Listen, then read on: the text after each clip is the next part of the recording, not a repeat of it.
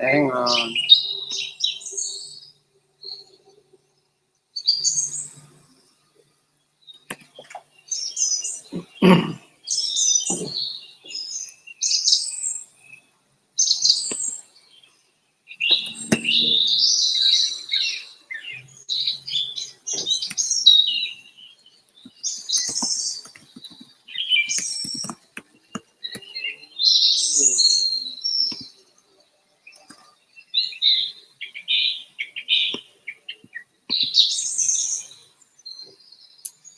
And go, yeah. Hang on, baby. We're gonna rock and roll. As soon as I get all the settings right. All right. Now, give me that beloved sound check. Let me know that it's A-OK. Let me check one more time. Yeah, it should be A-OK.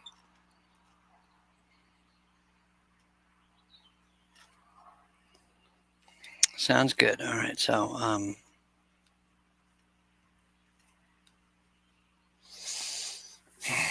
just thought I'd come in and just share some notes on life and such,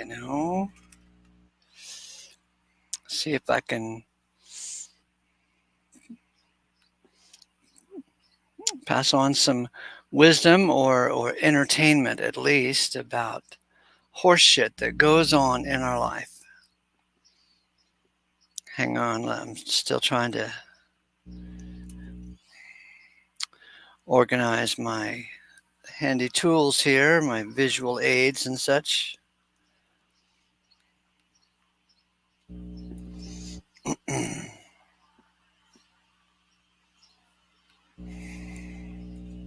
Hey, we're almost there.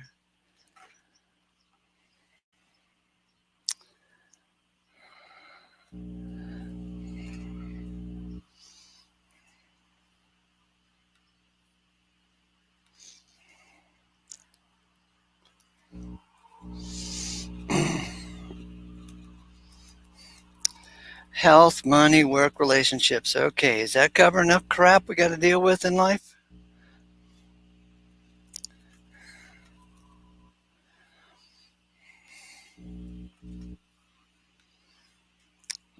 So I'll get to the point faster instead of Arbicus, how are you? Dakota, nice to see you. Nice to see you, Arbicus and Dakota, yeah. Okay, so what's this deal about health and work and relationships? People make money giving advice about these topics. And some people suffer these topics. Yellow? You want yellow? Okay. Is that good?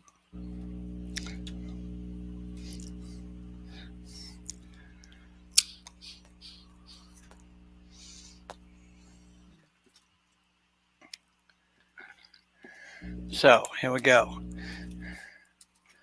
1, health.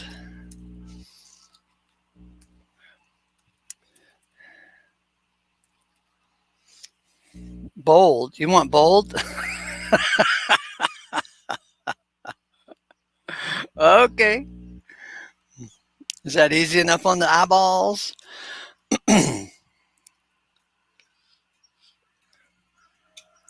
Oh, no yellow. You just said hello. It's a damn wonder we can communicate at all. And if we do happen to communicate, it's a miracle of God. So okay, Dakota was saying hello to Arbicus. And I thought he said yellow because he was being cute and funny. And I thought he was telling me he wanted a yellow background. See, it's a wonder that we can communicate at all, especially when it comes down to parents communicating with children and men communicating with women. Okay, what do we got on health? So I have concluded that that the human body is rather mechanical. Okay. Now most people believe, and I was one of them, and they don't even know that they believe this about the human body, but most people believe that the body is just magically alive. But I believe it's rather mechanical. And what I mean by that is that every damn thing you stick into your mouth will have some effect every time you stick it in your mouth. It's not, oh, I don't know why I gained weight. Don't look at me. Don't blame me.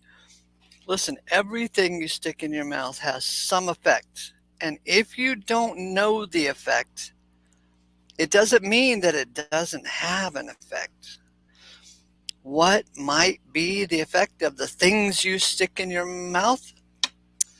Why, the things you stick in your mouth could obviously cause you to gain weight.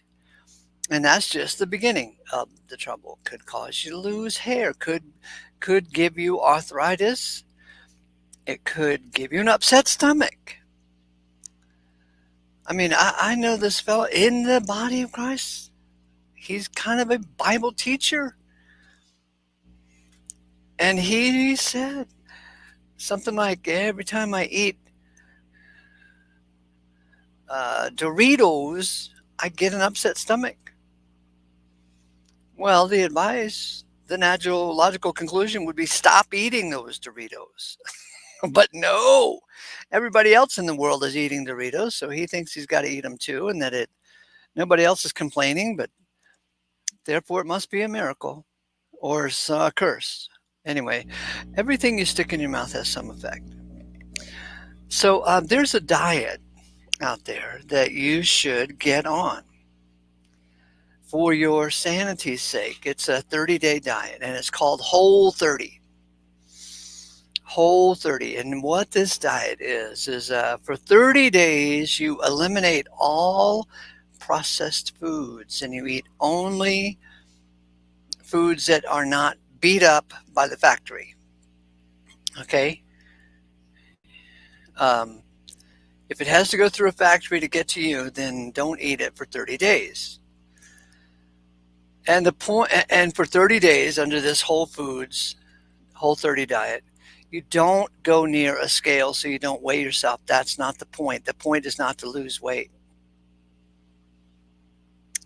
with the Whole 30 diet. The point is to clear away some stuff that's going on in your body that you may or may not be aware of by eating fresh fruits and fresh vegetables and meat and very little else. You can't even eat honey on this because it's too much sugar. You can't eat any candy bars, no cookies, no Pop-Tarts, no spaghetti. Just whole foods for 30 days. And then after 30 days, no weighing yourself to see what you weigh. And after 30 days, then you introduce one food at a time that you used to love and eat all the time, like say pizza or Pop-Tarts or Coca-Cola or Mountain Dew or Diet Dr. Pepper, whatever. You introduce one of those things at a time just to see how it makes you feel. And lo and behold, you will be absolutely, it'll blow your mind at how much damage this Dr. Pepper is doing to you that you didn't know before because your body was so insulated with mucus or fat or something. You're eating so much different crap that you don't even know how things are affecting you because you're eating everything you see. And everything you stick in your mouth can affect your mood and your mentality and your fingernails and your hemorrhoids and leaking leaking out your nose, leaking out the other end. I mean, everything has a reason. There's a reason for everything. Okay, so I'm saying that the body is kind of mechanical. When I turned 50 years old, and lo and behold, this is real common among 50-year-olds and above, they start getting depressed. Well, it turns out that, yeah, that is real common. And so, one of the things that I discovered to be a handy dandy, helpful thing during this time is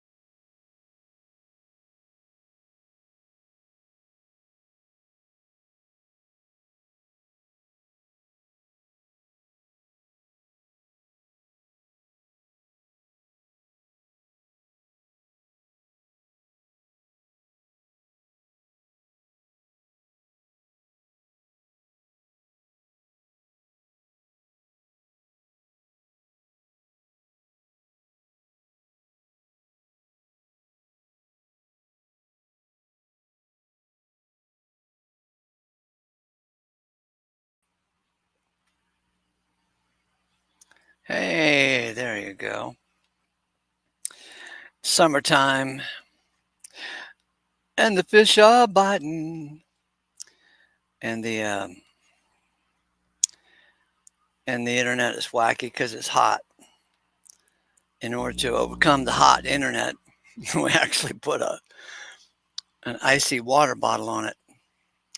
Okay, what? So where were we? Oh yeah. When I was 50 years old, I started getting depressed a bit, and so I would ask myself, Oh, let me know if the sound is okay. Okay. Sound? Check.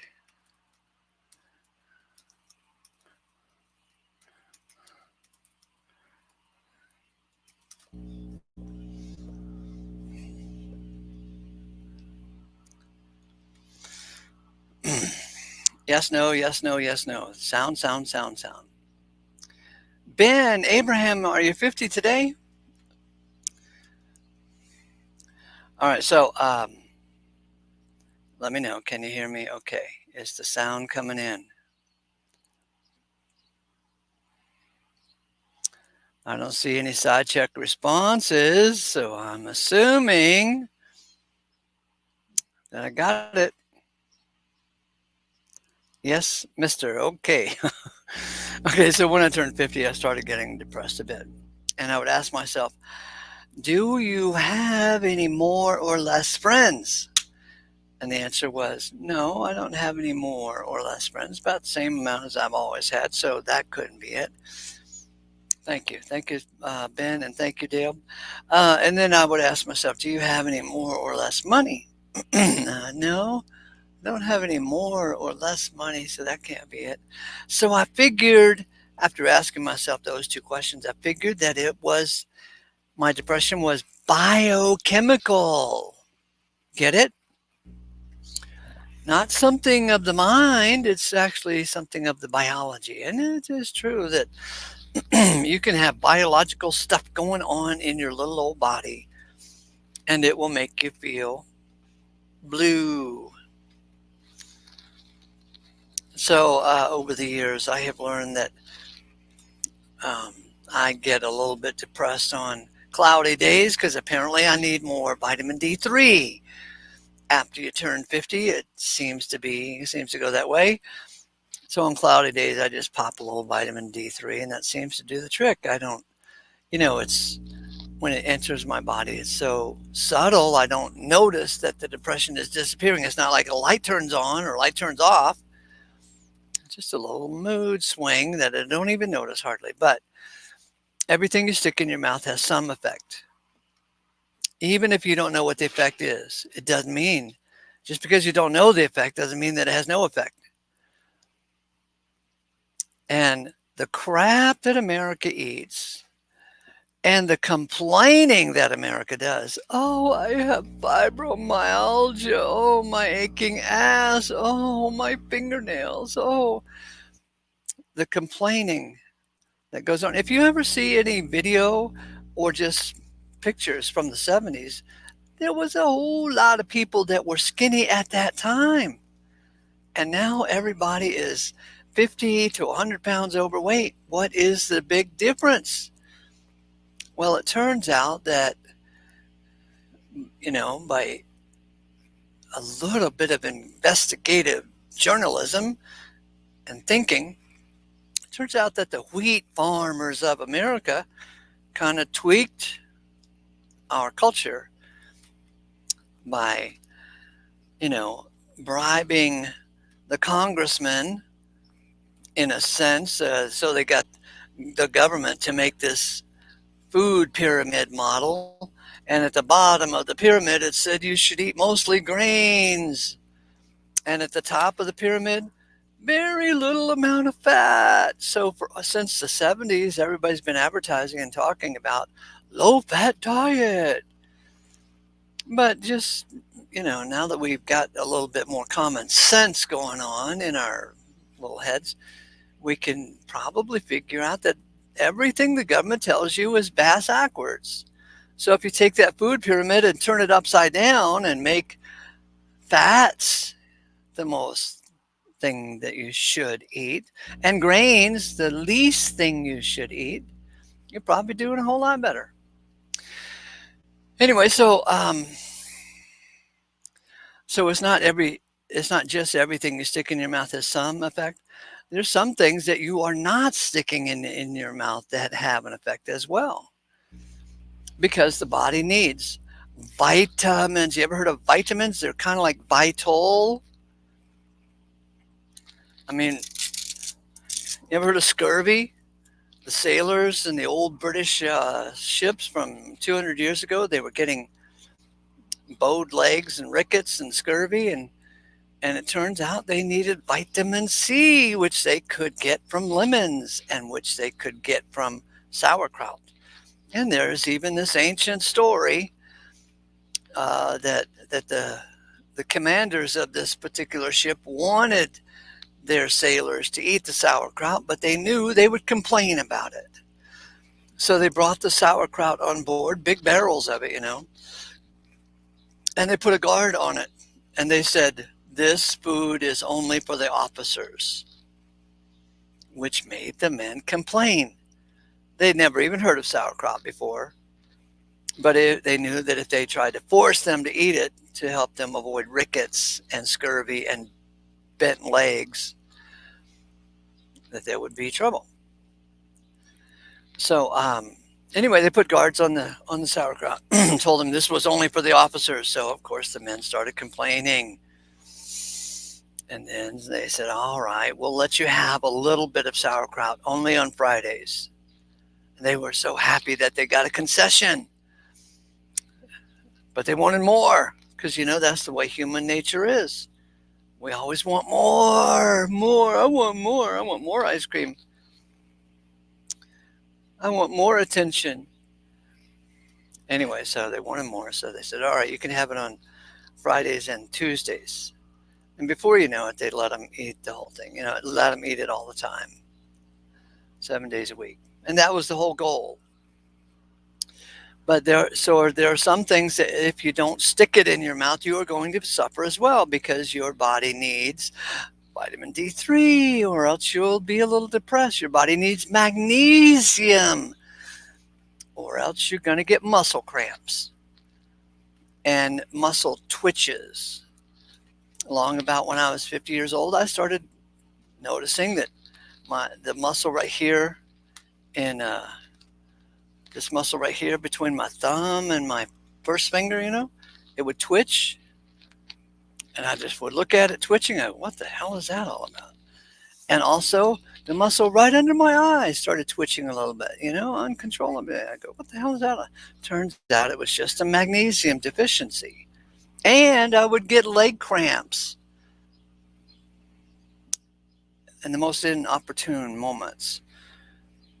So some things you should be sticking in your mouth, and then there's a lot of things that you shouldn't be sticking in your mouth, but they all have an effect. There is nothing that you can stick in your mouth that has no effect. You can eat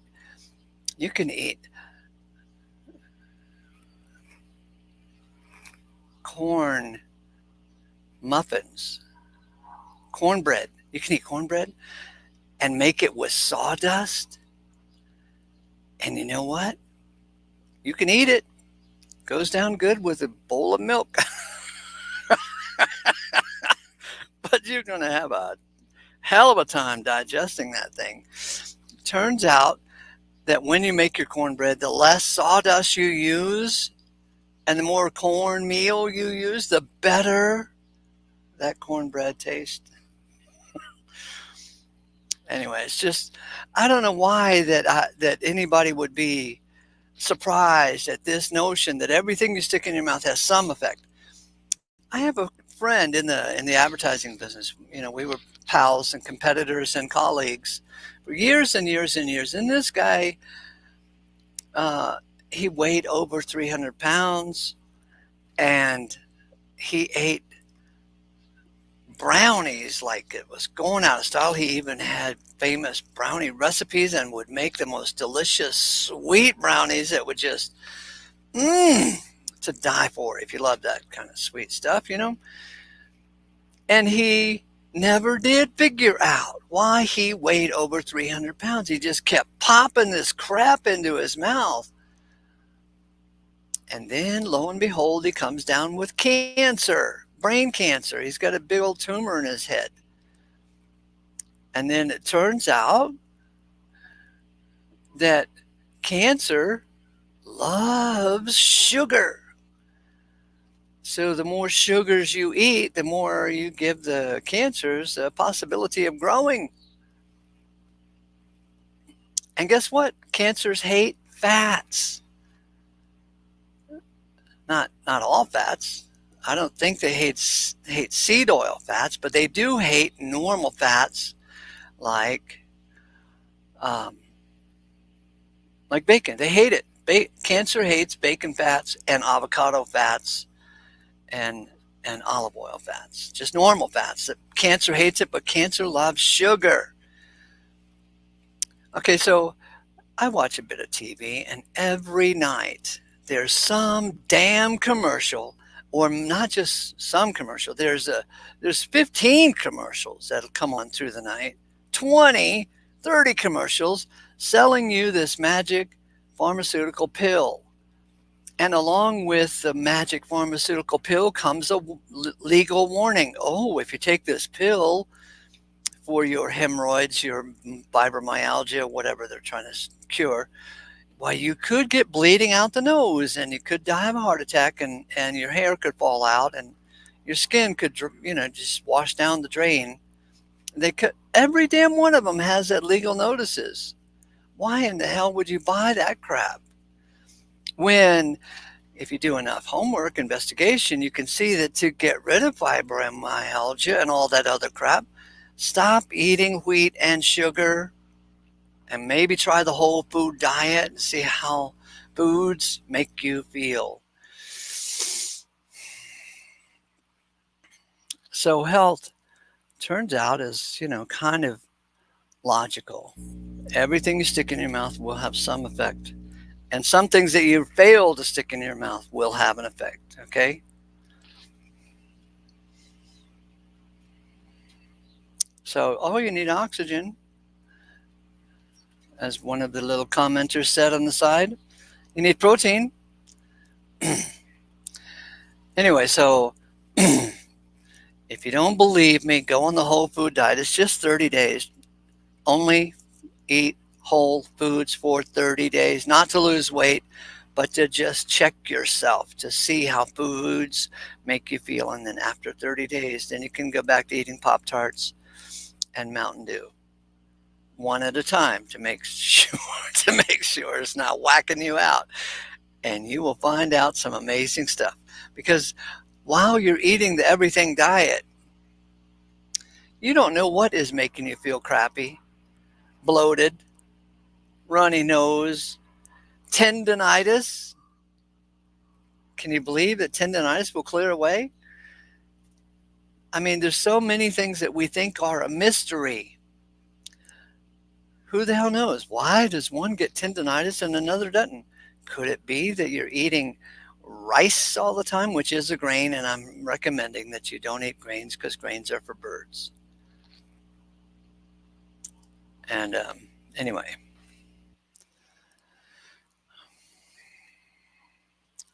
so if you've got health issues, it's just a thing that can be dealt with for the most part. I mean, when I came out of the Pentecostal movement over into the Gene Edwards group in Isla Vista, and one of my Pentecostal buddies that showed up about the same time that I did, Gene Edwards said to him, "We can do more with vitamins than you guys can with divine healing." And that is really true. So check this out. Here's a scientific thing that you can just observe on your own, since you are a scientist, right? Everybody's here is a scientist. Go over to the old folks home and tell me how many fat people you see at the old folks home. There are none. Why? They don't live long enough to get into into the old folks home. The fat people die off way too soon before they ever get to the old folks home.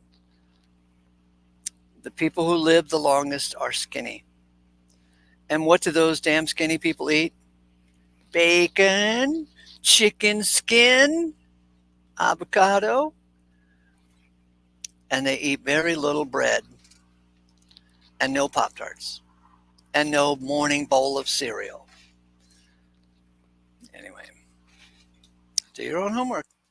The best homework you can do is the Whole 30 diet to see for yourself what is whacking you out. And you might be like I am. I'm old enough now to notice when I grab a whole bag of Doritos corn chips and down it with a Mountain Dew or Dr. Pepper, man, I feel so lousy for hours. I can't digest that crap anymore. When you're young, it's kind of slips through. I don't know what the magic is to being young, but you can eat a whole lot of crap when you're young. You can't do it anymore. So pay attention. Okay, on to the next topic. Money. Let's say you need some.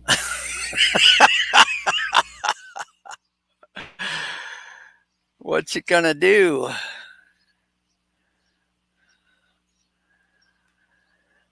So,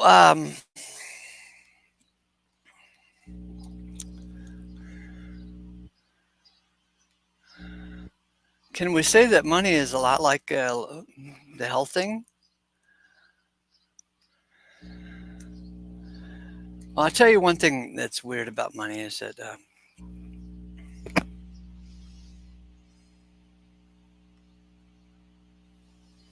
oh, you used my fat rabbit story?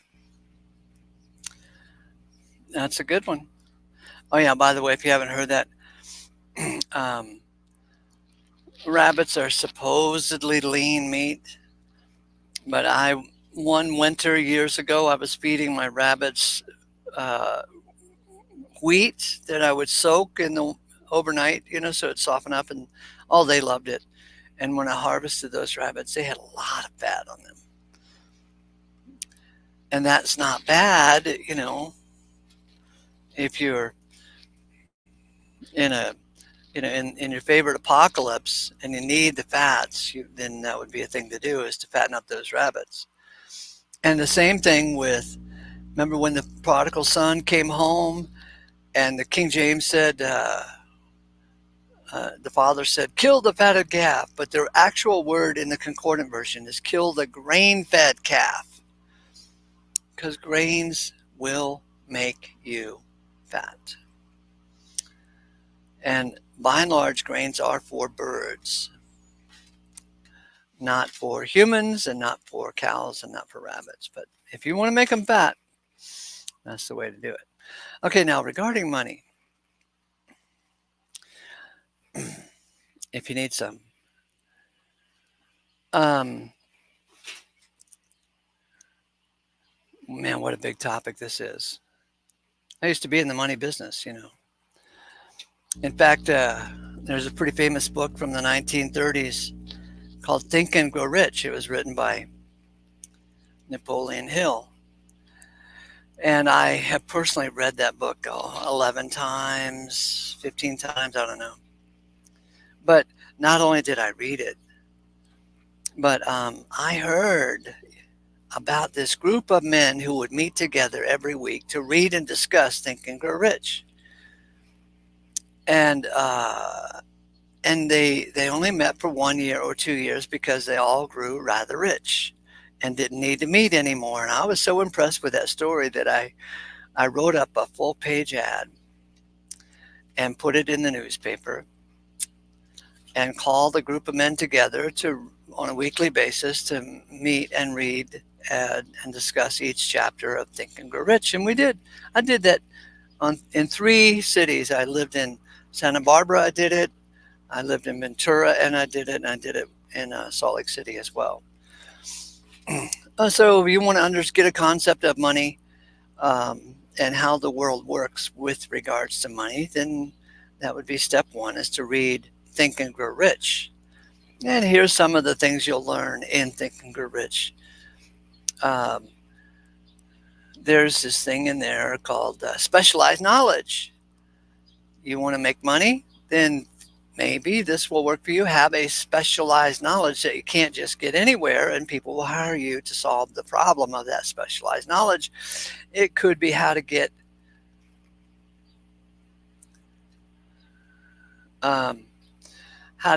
rust off of yachts. That's a specialized knowledge. It could be, how to write letters that make money. It could be, I don't know, how to tan leather so that it lasts 3 times longer than the old tanning process. Whatever the specialized knowledge is, turns out it pays, or how internal combustion engines work, or I don't know. Like a car mechanic has specialized knowledge. Hardly anybody can do it these days. So if you have specialized knowledge, of course, you're going to make money because people pay for that specialized knowledge. Another element in that book was going the extra mile, and this chapter in his book told about this guy who got a job as an office worker in a big bay of desks. He would show up early, like 10 minutes early. He would leave a little bit late because, in fact, after everybody had left, he was still sitting at his desk, and the big boss came out of his big office and said, "What the hell are you doing still here?" And he said, "Well, sir, I didn't want to get run over in the melee of everybody trying to get out of here right at 5 o'clock. So, and besides, I just was hoping for some way to serve you." And so the old man said, "Get me a pencil." And he got a pencil and he sharpened it and then gave it to him. And this kind of exchange happened day after day between this old man and the young worker. And one day, after a month of this, this guy would show up early, stay a little late.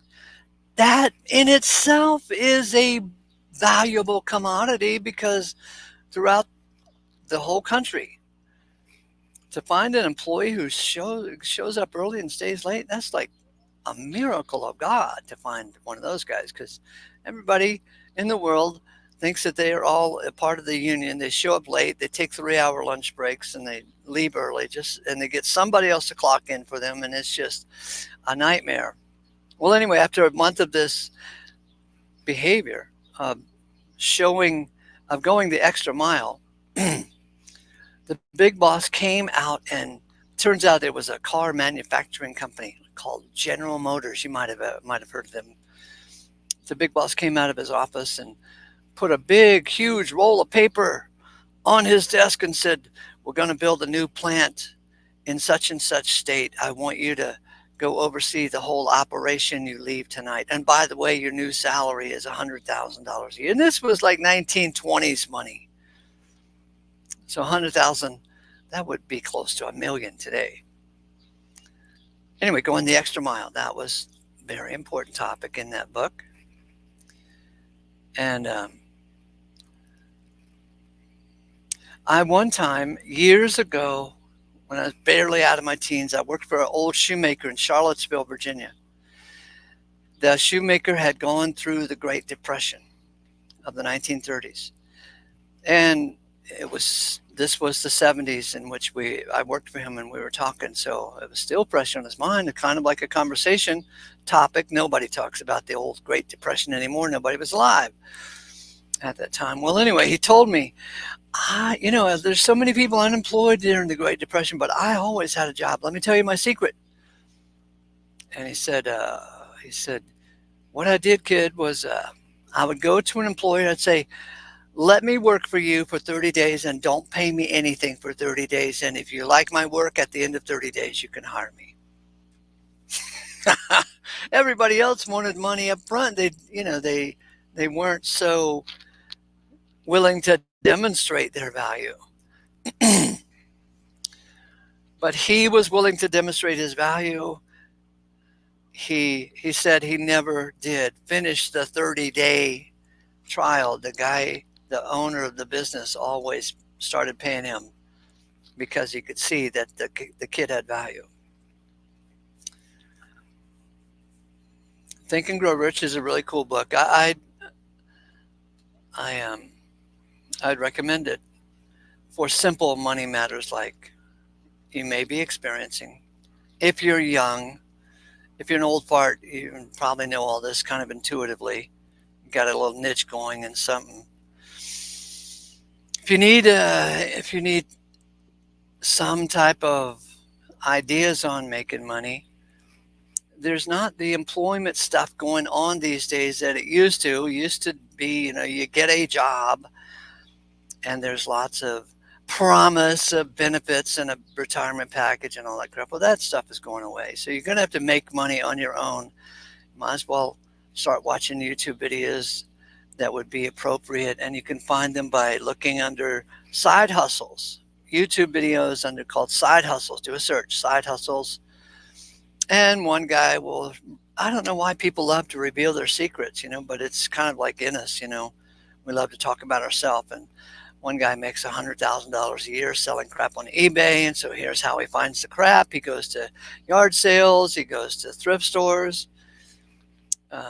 He puts ads in the paper, I will buy your crap or whatever it is. And then he flips it over on eBay. And there's another guy doing a side hustle selling furniture that he picks up almost for free, many times for free, because somebody's moving, they can't throw away the furniture so easy, so somehow he gets them to call him. Maybe Craigslist ad or maybe Facebook marketplace or something. So he goes and picks up the furniture, and he's discovered over the years that sectional couches sell the best. And so he was operating out of his living room, then out of his garage, and then he got so many couches that he was operating out of a storage unit and making about $5,000 a month selling couches. And he would deliver. He found that everyone loved it when he delivered those couches. So he got them for free and sold them for $800. Anyway,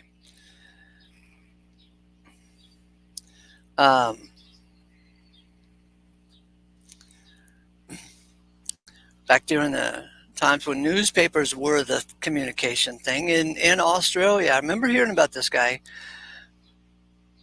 who he would pay the kid that worked in the graveyard shift a little bit of money every month to walk over to the window and take the very first newspaper and throw it out the window. And he was always down at the bottom in the bushes waiting for the very first newspaper. He'd take the newspaper home at 2 o'clock in the morning, and he would call people who had a certain kind of used car for sale, because he knew he could flip these used cars. So he'd call them at 2 o'clock in the morning. Some of them were kind of pissed that they would call him at 2 o'clock in the morning, but he did it anyway. And he asked them, do you want to sell your car? I'll give you X amount for it, because he would always underbid them.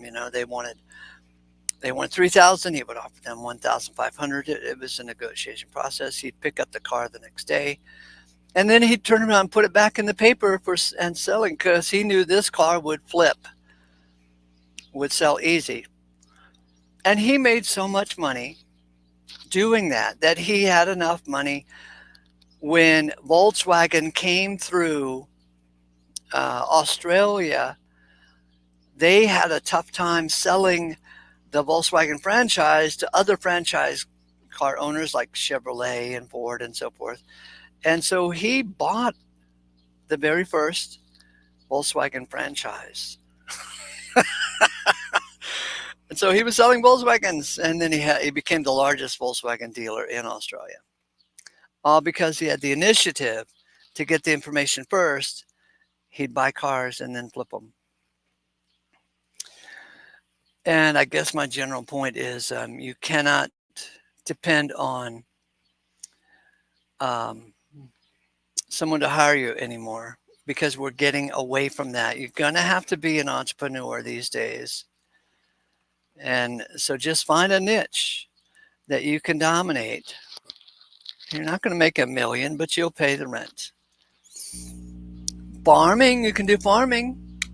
I've told you guys before, there's a farming method where you do not use a tractor, and you still can make about $100,000 a year gross on an acre of land.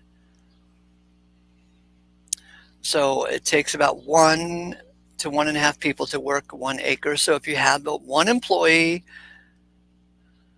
that you pay him $40,000 a year, there's still $60,000 left over for you. off of an acre of land. If you don't have any land, well, you got neighbors. Just contact four neighbors that have a quarter acre each and use their backyard, and you can figure it out. There's all kinds of ways to skin a cat, but you can't depend so much on being an employee anymore. It's kind of rare. Anyway, so how do you put on a mentality of being an entrepreneur? Well, get your big idea. Write down the list of crap that you have to do every day or every week in order to make it happen. Like the guy who sells crap on eBay, he goes to the Goodwill store twice a week, just like clockwork, and he knows to buy this item and this item and this item and nothing else because he doesn't know how much that other stuff will sell for. But he knows this and this and this will sell on eBay, and so he does $100,000 a year. Puts $100,000 a year in his pocket just from going to Goodwill twice a week and selling that crap on eBay. Now, regarding money, um,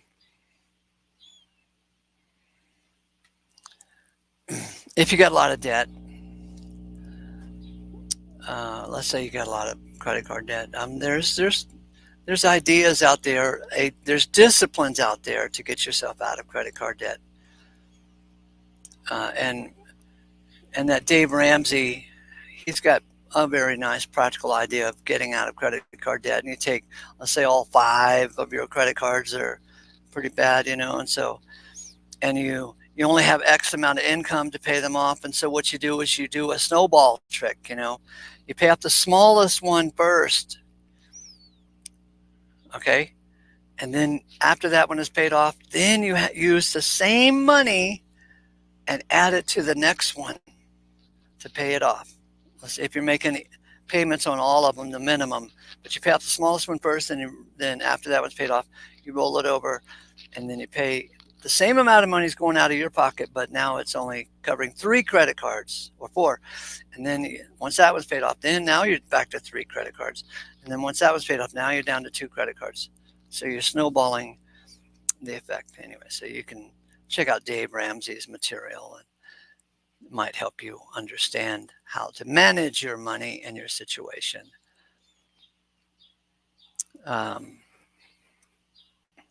Or if you've got some extra money and you want to be a speculator, there's not much opportunity anymore in being an investor. We used to have an investment world, but the central bankers have destroyed investment for the most part, and today the best you can do is speculate. And my prime example is all the money that has gone into cryptos. It's just pure speculation.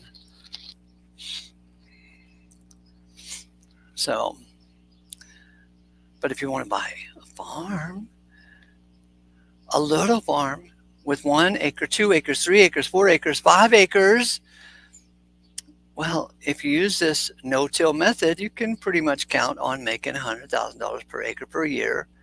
That is, unless you live way the hell out in the wilderness where you don't have a marketplace. But if you got customers, and that's the most important thing you should grow as a farmer is your customer list. And that's the most important thing you should grow in any business is your customer list. Okay, is that enough yakking on that? Oh, go ahead and ask me questions in the side. Let's see if I can pay attention to questions. Yeah, right. Change the font on this. Bump it up a bit. Work. Okay, so let's say you got a job and you want to keep the job. Well, you can use this material, these ideas that you get from Think and Grow Rich. You can find even PDFs of Think and Grow Rich. It's not brilliance in that book, but it's brilliant in the fact that most people don't sit down and think it through about how life really works. And it would just makes common sense that you would want to go the extra mile and to become, valuable because you have specialized knowledge and so forth and so on.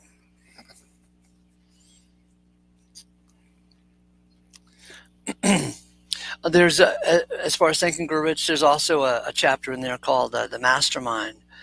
And the mastermind is the idea that you get together with people who are of a like mind, heading in the same direction, so that you can brainstorm on a regular basis. And when I would form these clubs to read and discuss Think and Grow Rich, we were essentially a mastermind. And the Think and Grow Rich only has 13 chapters. And after we finish reading all 13 chapters, one chapter a week, and discussing it, sometimes we'd go down different roads of ideas and experimental thinking, and how do we solve tax problems? How do we solve employee problems? Because most of the people in that group were business owners. Now, let's say you got a job, you want to keep it.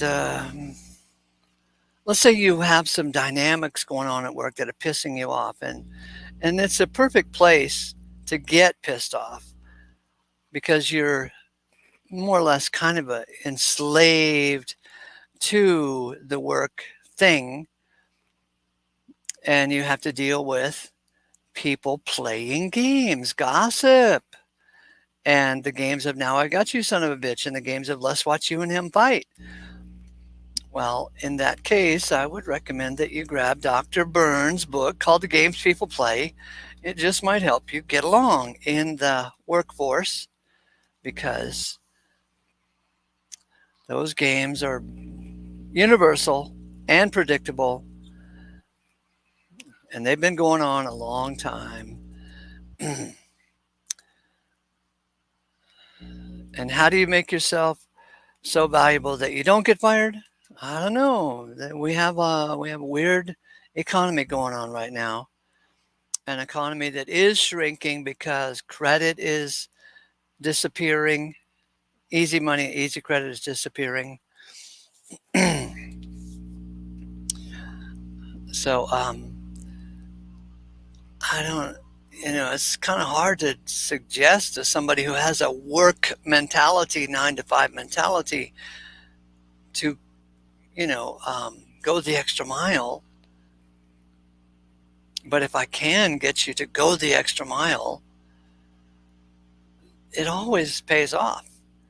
In the book, Think and Grow Rich, there's a story of some gal who was going the extra mile, and somebody noticed it. A customer noticed that she was going the extra mile. Oh, let me tell you, here's how it went. I remember the story now. This one kid went the extra mile. Okay, so it was a big department store, like Macy's or something in New York City. And this lady came in. It was a very rainy day in New York City. This lady came in basically to get out of the rain. And so she was just wandering from department to department, okay? And most of the department employees would just look her up and down and just see that she was just a looky-loo, and they didn't want to help her and waste their time with her because she was a looky-loo. Well, anyway, she got to this one kid's department who had the habit of going the extra mile. He said, "Hi, this is my department, and I'll be glad to help you find anything you want and whatever." And she said, "No, I'm just looking. Actually, I'm just trying to wait out the rain." So he said, "Okay, let me get you a chair, and you can wait in my department. I'll bring you a cup of coffee too." And he was so helpful to her, and she didn't want to buy anything. But anyway, when the rain stopped, he called her a cab. And she, on the way out the door, she said, "Young man, give me your card." And so he gave her his card. And a couple of months later, might have even been a year later, I can't remember how the story goes exactly. It's been a long time, 20 years since I've read the story. But the company, Macy's, got a call from somebody that said, send over this fellow to take our order for furniture. We want to get some new furniture. And they said, hold on, let me check. Oh, this fellow doesn't work in the furniture department. We'll send you someone from the furniture department. And the people on the other end of the line said, if you don't send this fellow, don't send anyone at all. So they sent the fellow. And it turns out it was J.P. Morgan's grandma. That was that old woman. And he came back to the store with the largest order of furniture they had ever had in the history of their business. And they instantly made him a partner in the business. They didn't want to lose him. Get it? Anyway. So, but yeah, I'd be inclined to say either learn to go the extra mile, and by going the extra mile, you are inching your way into being more entrepreneurial instead of waiting on the owner of the business to reward you for sitting on your ass and doing nothing. You're actually making yourself more valuable. And since you are inching your way over into being more entrepreneurial, sooner or later, maybe you'll actually have the courage to walk out of there and start your own business, whether it's, retail or manufacturing or something else. Okay, number 4, relationships. Oh, God, do we have to talk about relationships? Okay, so the problem with most relationships is that we're all so immature when we get into a relationship that we think it's all about us. Oh, boy.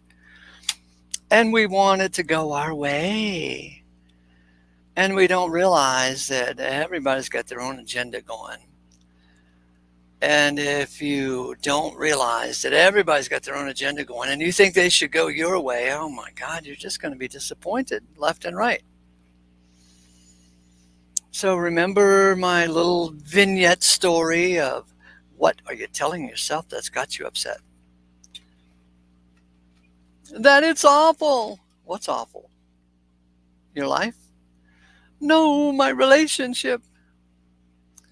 So it is true that most people think that we have some experience and then we have an emotion about the experience, but that is just not true.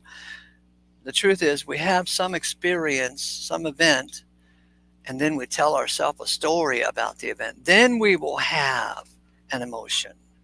It's the story that gives you the emotion. So if you are in a relationship and it's going sour,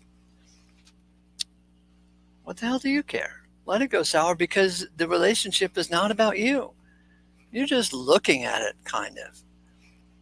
You're just an observer of the relationship.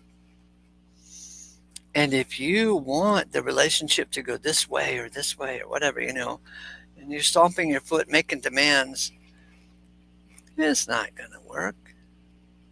We're all deceived about relationships. Hollywood and Disney and that damn Hallmark love story channel every Christmas,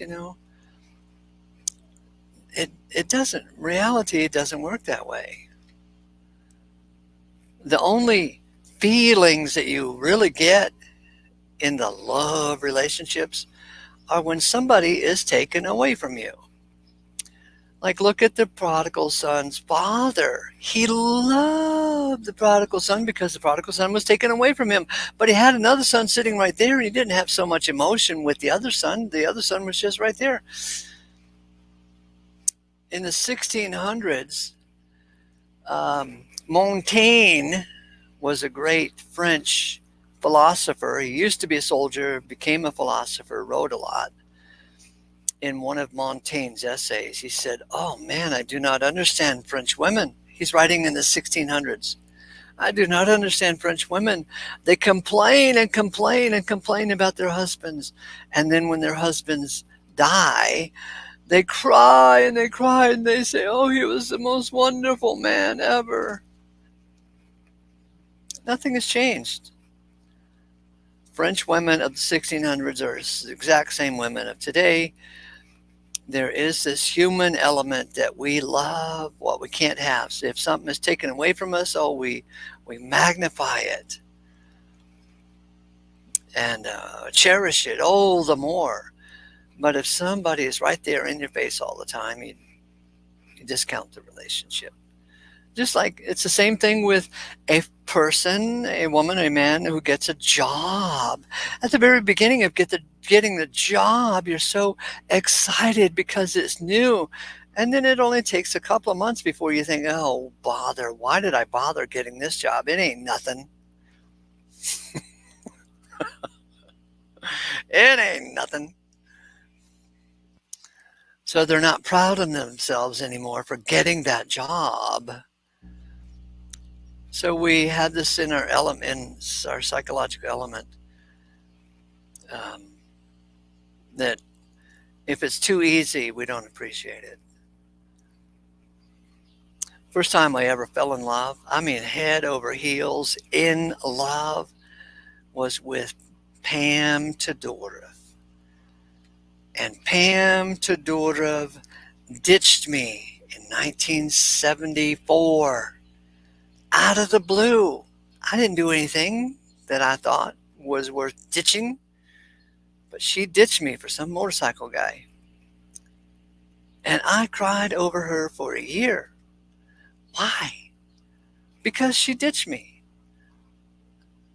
I thought I was so heartstruck and Pam, Pam, Pam, Pam, Pam, Pam, Pam, Pam, Pam for a year. I drove all my friends crazy talking about Pam. Sat in a dark room wishing for Pam. Anyway, I didn't fall head over heels in love again for, I don't know, 12, 15 years. And in the second time I fell in love, it was pretty much the same thing. Someone was taken away from me that I didn't want to be taken away from me. So I've concluded over the years that the the emotion, the feeling of being terribly in love is when somebody gets pulled away from you. But if they're not being pulled away, you're kind of, yeah, whatever. It's just human nature. So, well, here's the thought. Let's say you're a man and you've been deceived by Hollywood and the music industry and all the Hallmark movies that romantic love should be thus and so, and you want your woman to love you. Well, how about this? It's not going to work because there is an element to where you could say that women don't love like men love. I mean, like, who writes all the love songs? It's the Beatles and Frank Sinatra. And and what kind of songs do women write? They write revenge songs. So Paul, even in some of his letters, he says, "Husbands, love your wives," but he doesn't say to the women, "Love your husbands." And I suspect because he knows he better not go down that road because he's not going to get a big response. Because women don't love in the same way that men do. So if you are demanding that your woman love you and give you pats on the head, you're going to be sorely disappointed because you're deceived by Disney and Hallmark and the music industry. Love is more about changing diapers and washing dishes. And if you're a woman and you want a better relationship, I would say here's the easy thing: give someone 5 compliments for every 1 criticism, because it turns out criticisms don't work very well. It makes you feel better, but it doesn't change someone else's behavior. Compliments do change someone else's behavior. I remember I had a girlfriend, wasn't a girlfriend, but a friend who was a girl. She was telling me that she has observed that husbands will go help the neighbor's wife or the neighbor lady, get a cat off the roof or clean out the gutter or something, and they won't do the same for their own wives. And she has observed it's because the neighbor lady always says thank you and they're so grateful. But the wife tends to give complaints and criticisms instead of compliments. Think you can do that, you gals? There's not many gals that listen to this. So you'll have to pass the word along yourself. If you happen to see a woman, tell her, hey, what do you think about giving a few more compliments instead of criticisms? Do you think that might change the dynamics of anything? Anyway, I'm just thinking out loud.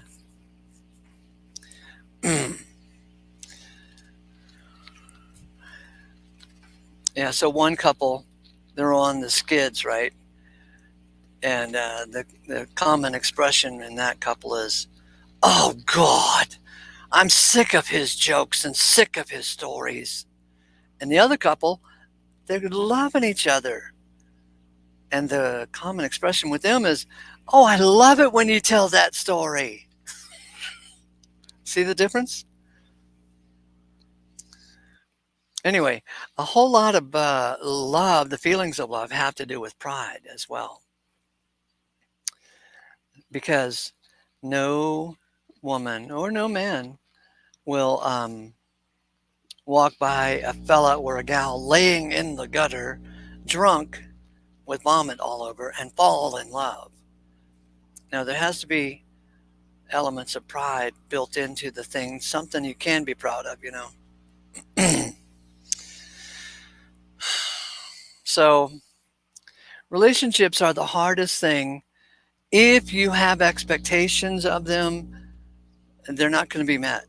So, if you can get to the place where you don't demand anything from the relationship,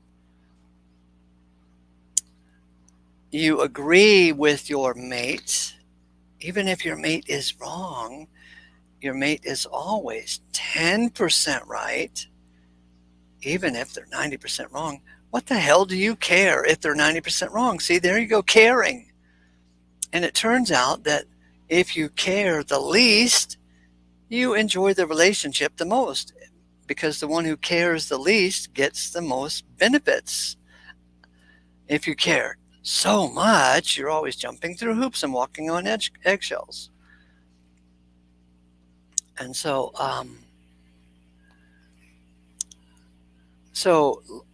let me give you an example of somebody who's agreeing because their mate is 10% right. Okay. So the wife comes in and says, you leave your socks everywhere.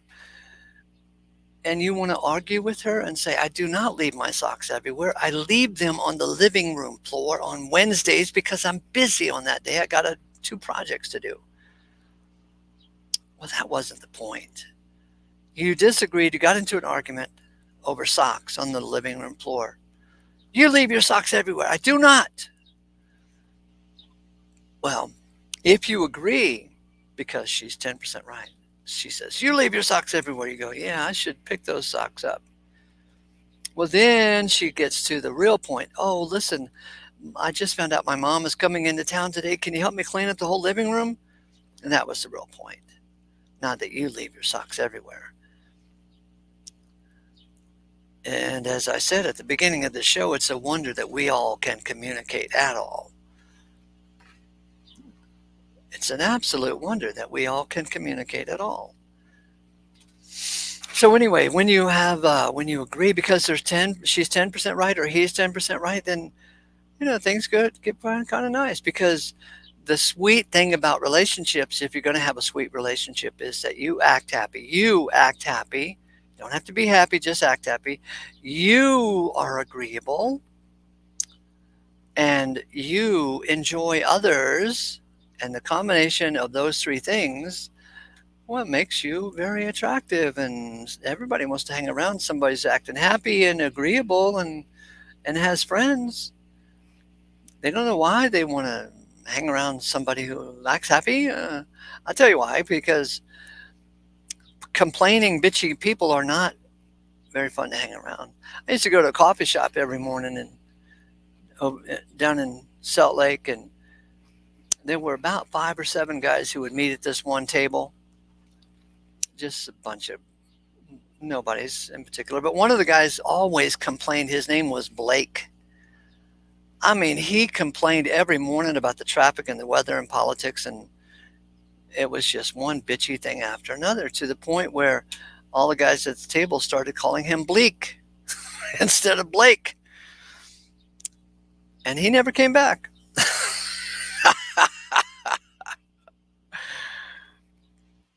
Anyway, so if you act happy, you don't have to be happy. You can just act happy, and does change you.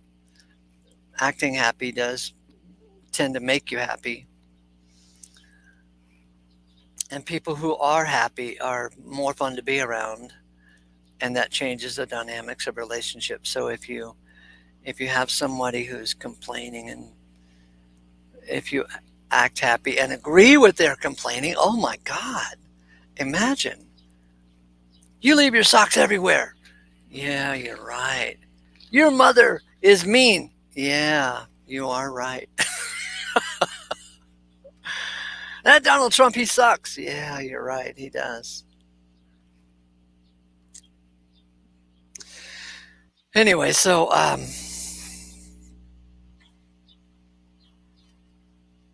think the most interesting element of having a good relationship is not really to care about the relationship, is instead just to be happy in your own skin. Because there is no way in hell to guarantee any kind of relationship works for the length of time you want it to work. Just to be happy in your own skin. If it works, wonderful. If it doesn't work, wonderful. Because it's your life, enjoy it.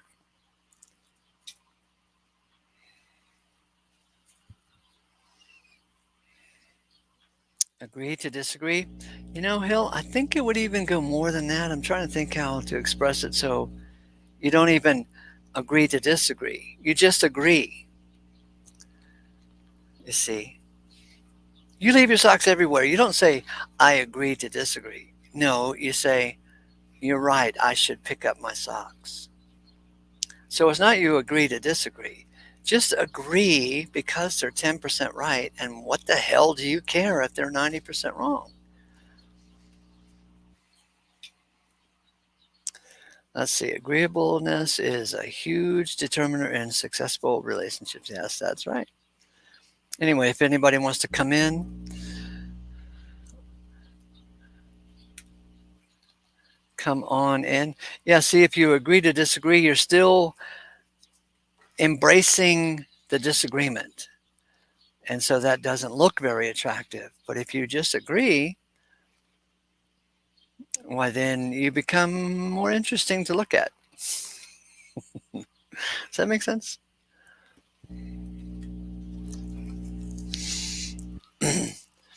So come on in if you guys have anything to say about health and money and work and relationship that you think we should address or you want to address. I'll be right back. I'm going to get some water.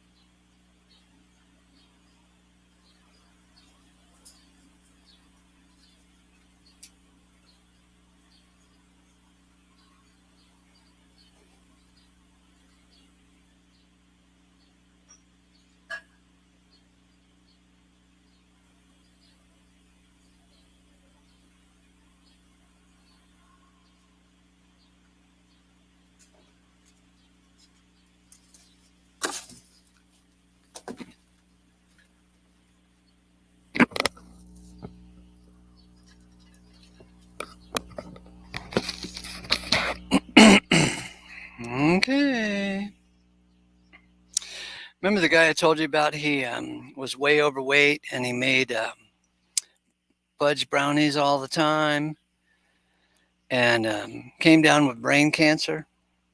Well, he went to the hospital, had that brain cancer operated on, and he didn't really change his diet. He was still eating a bunch of crap all the time. Well, some years later, he was back in the hospital. Emergency life and death situation.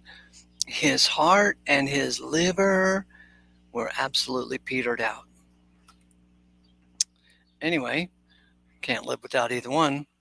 But I was trying to tell the fella that he should eat liver because remember my point here, everything you stick in your mouth has some effect, and some things you should be sticking in your mouth so that it does have the right effect. Anyway, so I was telling him that he should eat liver since he had liver problems. And he said, "Oh, I hate liver. I don't want to eat it." He was just a little baby about it. I can't believe that eating liver would affect my liver. I said, well, liver is made of liver cells, and if you eat liver, why then the body sees the cell is made of liver material and says, "Oh, I know where this goes," and so it takes it over to the heart. To the liver, and it does something magical about repairing the liver if you eat liver. Anyway, he couldn't hear it, and he got to the point where he didn't even want to talk to me anymore.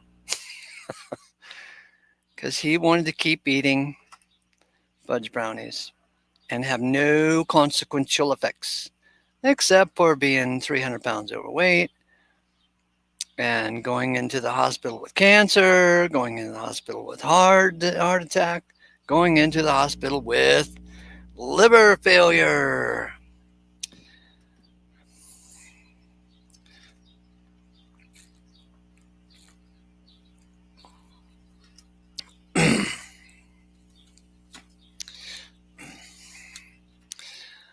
Another thing you could do that would help your health is move. Move your arms, move your legs. You don't have to jog, just walk. Arbicus says, is that the same with any organ? I bet it is. I bet if you eat the heart of the chicken, it'll affect your heart as well. Or the brain is made of 90%, 80% fat. And, in the 70s, all those wheat farmers got the government to issue this food pyramid that said, oh, you should eat the most wheat and the least amount of fat. Well, it turns out that the brain is made of fat, mostly. And if you eat a low-fat diet, it's going to just deprive your brain of fat, and maybe you'll tend to be nuts. You ever known any people that were kind of nutty and on a low-fat diet? Well, get those people eating bacon and avocado, and maybe their brain will settle down and they'll be more in line with sanity.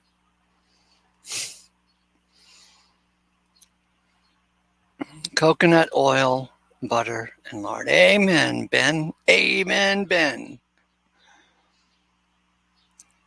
Chitlins, Portland intestines are sold in some stores in the South. Yep.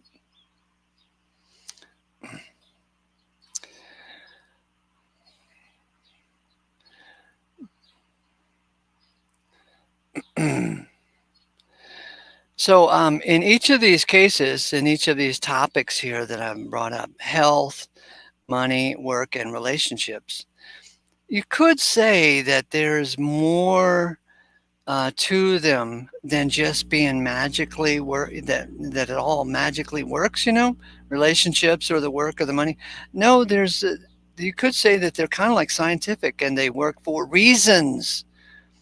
Relationships work for reasons. If you have good employment, a good job, good pension, good benefits, you've got it for a reason.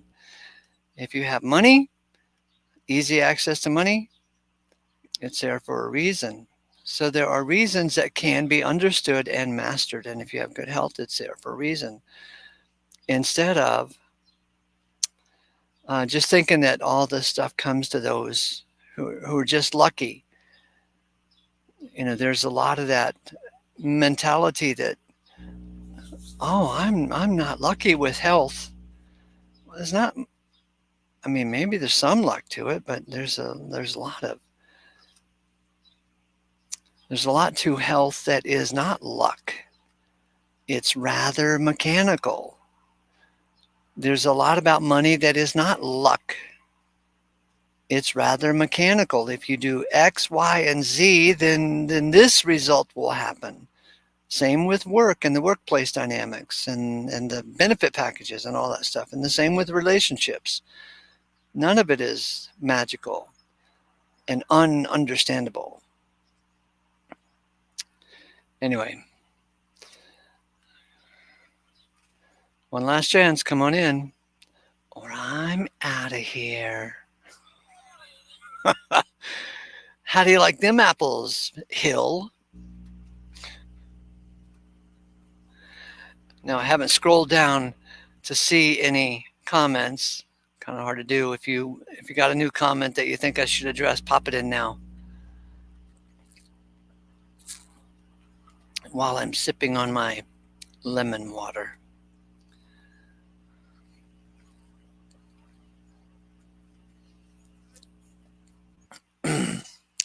Ace of Grace has struck again. What, just because I was prattling off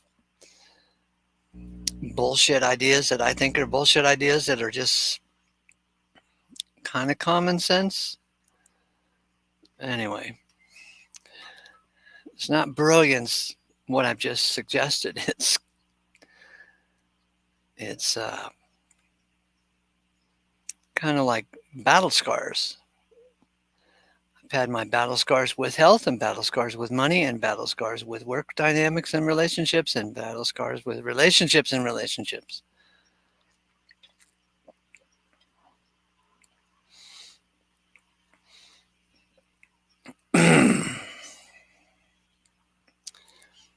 I can't blame a woman who wants babies to seek a man who has good work ethics, yes, and education too.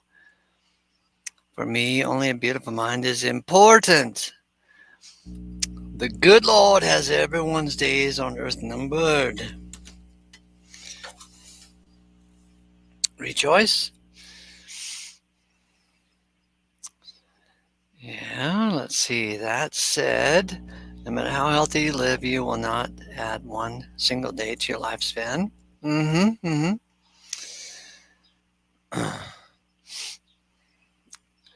But I'd rather have days that are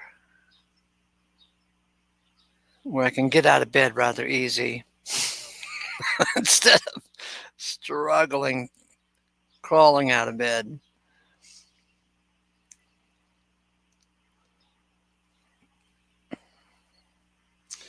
I'm scrolling through the chats, seeing if I should see something.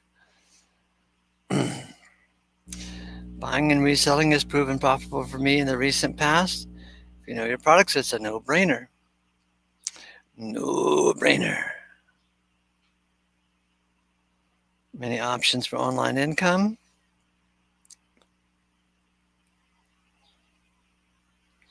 I have a feeling being adapted to eating less frequently is going to be a distinct advantage when next year comes around. Yeah, that's true, baby.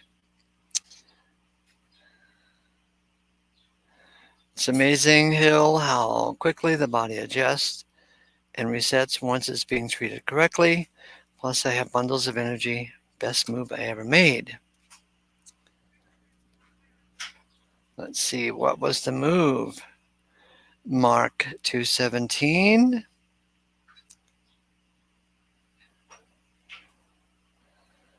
I do intermittent fasting most days, as happens naturally. Ooh, yeah. Don't forget to exercise. Bodies are designed to move. That's right. Yes. Got to move it because You have a heart that pumps blood, but you need to get other fluids moving, and they don't have a pump. But this is kind of a pump.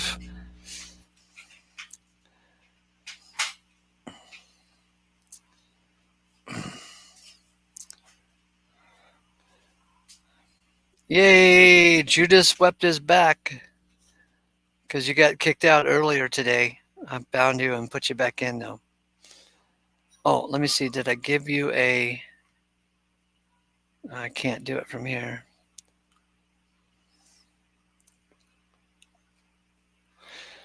All right. Let's find the latest comments and see if I'm free to go.